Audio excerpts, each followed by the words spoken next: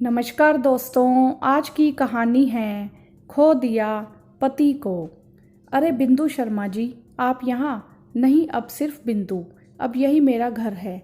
वह कैसा घर था जिसमें कोई अपना ना था, और मैंने तय कर लिया कि क्या करना है। मैं घर छोड़कर इस वृद्धाश्रम की संचालिका बन गई।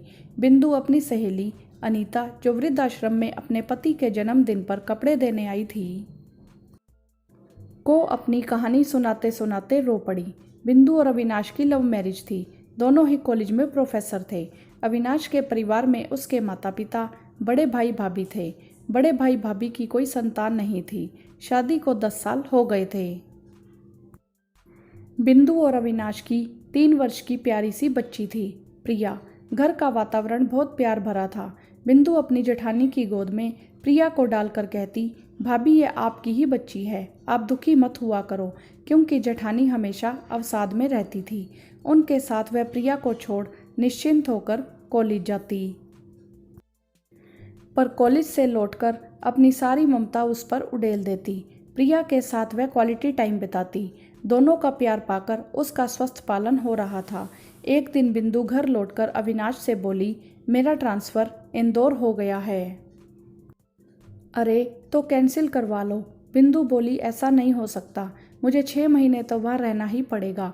घर का वातावरण थोड़ा भारी सा लग रहा था। सास बोली, छोड़ दे नौकरी, कहाँ रहेगी परदेश में अकेली। बड़ी भाभी बोली, नहीं नहीं, इतनी अच्छी नौकरी है। भाभी ने हिम्मत दी तो ससुर जी बोले, 6 महीने की ही तो बात है। बिंदु ने इंदौर में नौकरी ज्वाइन कर ली। शुरू में तो फ़ोन पर बहुत बातें होती थी और वीडियो कॉलिंग भी होती थी, पर बाद में सब कम होने लगा। बिंदु अनजान भय से ग्रस्त रहने लगी। जैसे तैसे 6 महीने पूरे करके वह वापस आई तो उसे घर में बहुत ही ठंडा रिस्पॉन्स मिला। क्या दूरियां रिश्ते की गर्मी को खो देती हैं? बच्ची माँ को देखकर गले लग गई, पर थोड़ी ही देर में वह बड़ी मम्मी करते हुए भाभी की तरफ भागी। अविनाश के व्यवहार में भी उसे कोई तड़प नजर नहीं आई। कुछ दिन रहते हुए उसने महसूस किया कि सभी लोग उसके बिना रहने के आदी हो गए हैं।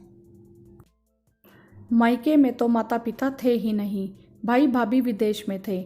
बड़ी भाभी से पता चला कि कॉलेज में किसी जूनियर से अविनाश का चक्कर है।